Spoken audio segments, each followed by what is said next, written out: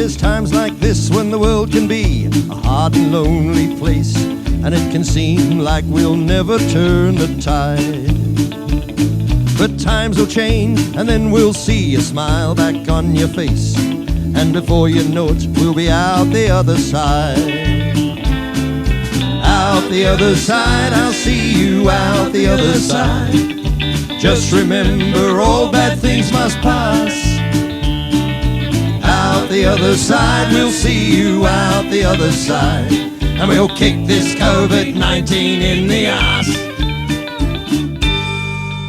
Welcome everyone to another edition of On the Other Side with me, Frankie J Holden, up here at Tathra Beachside, and down at Prestige Jayco in Geelong, John Spence. And it's a pleasure to be with you, particularly now, John, because maybe we're not on the other side, but I think we can see the other side.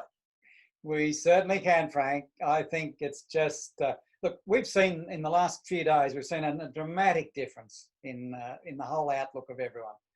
Well, I'm feeling so positive about not only the recent announcements, but as you mentioned, the mood of everyone. There seems to be a much greater feeling of optimism, looking forward into the next few months. Look, mate, I've started to celebrate already. I've got the champagne, the chocolates. And I've got balloons, so I'm going to be blowing these balloons up next week.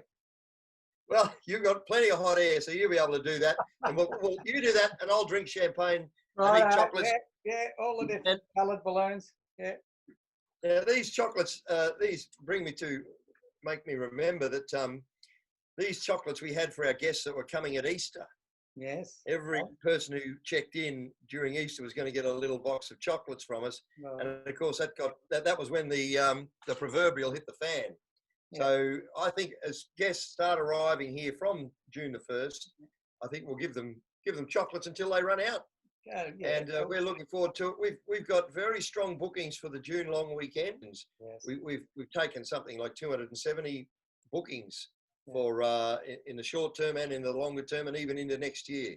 So people are really looking forward to getting back to that caravanning lifestyle that they know and love, and that we know is so important to all the local areas and everybody's mental health as well. Yes, everyone's champing at the bit, aren't they? And you mentioned that we knew Carmen. Well, she's actually given us a couple of free nights. You know, I'm not sure you were aware of that. So, I just thought I'd throw that in case you didn't know. You know, while we're all together. No, we look forward to having you and Joan up here, mate.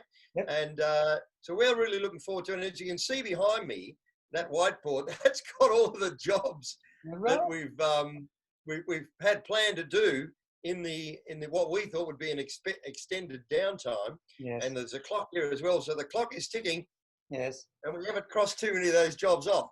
Oh. But we'll get all the staff back and really get stuck into that list to make some maintenance, fix up some maintenance issues, and just general improvements around the park, so we're up and ready to go for when everybody starts arriving.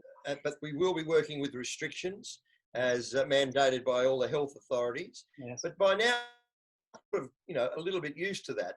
And I will say that a caravan park is just about one of the safest places you could be. You would imagine. You already have to have distances between caravan sites and between all the cabin accommodation and the safari tents and everything else. Yes. So it's a good place to be. If you are at all concerned, then a caravan park is probably one of the safest places you could be. There will be some restrictions that we'll put in place, and I'll just I'll get Carmen to pop in now and run us through some of those tricks. Now, I'm going to do something very, very magic. Watch this. I'm here now, and oh, there's Carmen. Well done. Yeah. It's been a difficult process, but to keep up to date with all the restrictions and all the changes. And so I've just come out of some meetings with our local and regional tourism body, and also with the Caravan and Camping Association. And so caravan parks in New South Wales on the 1st of June are able to open, and they are able to open their shared facilities in New South Wales, unlike some of the other states, but they do come with restrictions. So we need to make sure people are socially distanced. We need to limit the number of people at any time.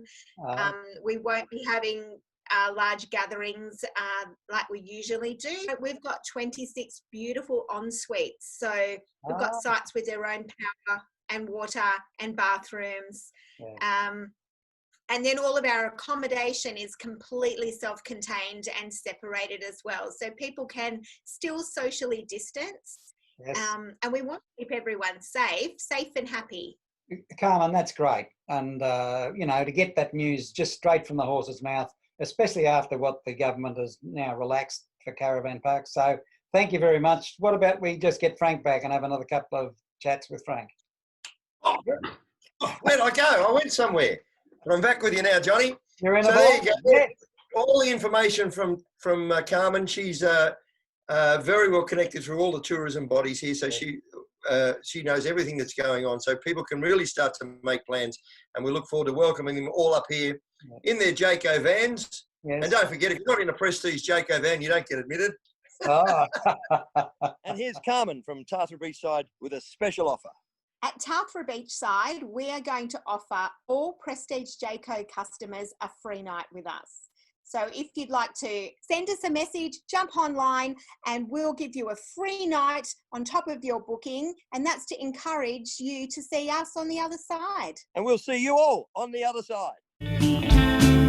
Out the other side, I'll see you out the other side. Just remember all bad things must pass. Out the other side, we'll see you out the other side. And we'll kick this COVID-19 in the ass.